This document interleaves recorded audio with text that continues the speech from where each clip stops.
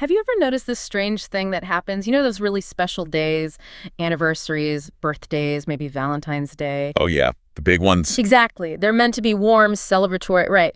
But sometimes they turn into these unexpected battlegrounds, especially in our closest relationships. You want to connect, but somehow the words come out sharp like daggers, pushing them away. It's almost predictable, isn't it? Like a sitcom plot waiting to happen. So for this deep dive, our mission is really to unpack the layers. Why? Yeah. Why do these moments that should feel tender so often, ignite conflict? Well, it's fascinating. We found that these significant dates, they act almost like a magnifying glass on the relationship. A magnifying glass. Yeah.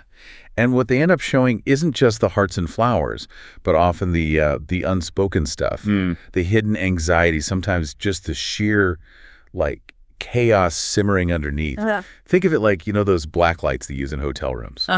Right. You think the room's clean, then boom, you see everything. It's kind of like that. And this huge expectation of perfection we load onto these days, that itself becomes this subtle pressure. It's a quiet demand for something. Well, frankly, impossible. Like asking your partner to suddenly be a mind reader and a gourmet chef and maybe juggle chainsaws, all before lunch. Okay, so it's not just the party or the gift, it's what's going on inside us, and maybe between us too. Precisely.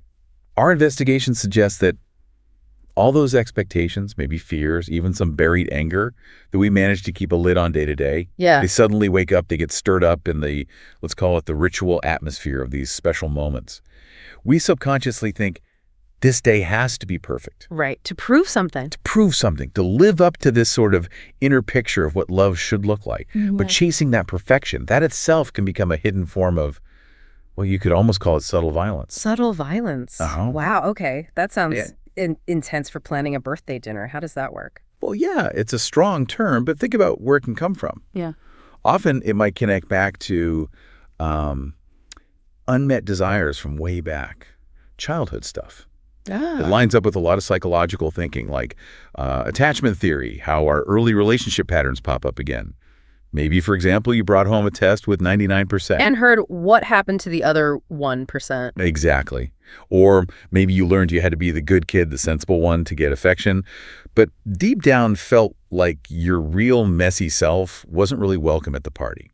So in your adult relationship, that inner child is still kind of lurking, still waiting. And on these big days, they're silently asking, okay, if even today this person can't completely get me, maybe they never will. That inner kid can be a tough critic. A bit of a drama queen, honestly. So these celebrations, they stop being celebrations and they morph into a kind of unconscious exam where a partner is suddenly on trial. That's it, an unconscious exam, absolutely. I have to admit I've felt that pressure, both giving and receiving gifts or planning things. And yeah, it rarely goes quite like the greeting card version suggests. Right, and your partner gets shoved onto the judgment seat, often without even knowing what subject they're being tested on. Yeah. So a gift arrives 5 minutes late, or dinner isn't quote-unquote romantic enough, or they say something totally innocent that lands wrong. It becomes proof. It gets interpreted as proof they don't love you enough or don't care enough. But here's the kicker.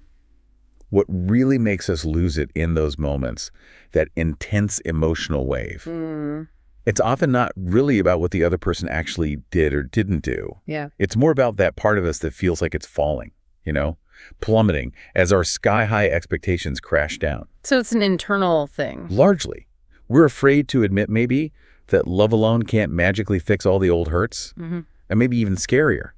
We're terrified that even when we are loved, that feeling of loneliness might still hang around, like that one guest who just won't leave the party long after it's over. Wow. Okay. So it's a deeply personal internal script playing out. But what about the actual interaction, the dynamics between the couple? Does what we're seeing shed light on how maybe different expectations or communication styles fuel this? It can't all be ancient history, right? That's a really important point because, yes, the unconscious exam is powerful, but our research definitely shows it doesn't cancel out the need for, actually talking to each other. Right. Beyond the individual's past, lots of observations point to how simple mismatches, different love languages maybe, or just unspoken ideas about how the day should go, create that same feeling of failure. Even without meaning to cause hurt. Exactly. Yeah. No malicious intent needed.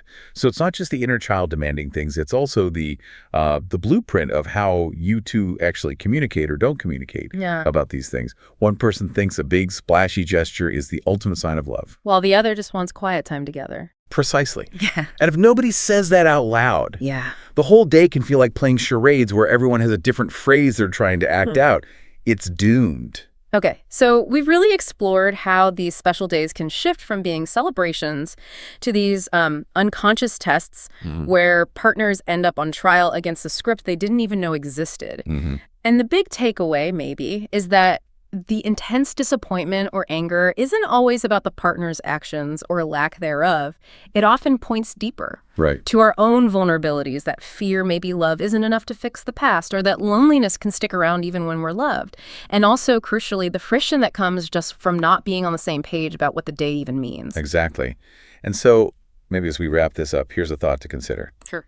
What if the real measure of love isn't found in pulling off a flawless day?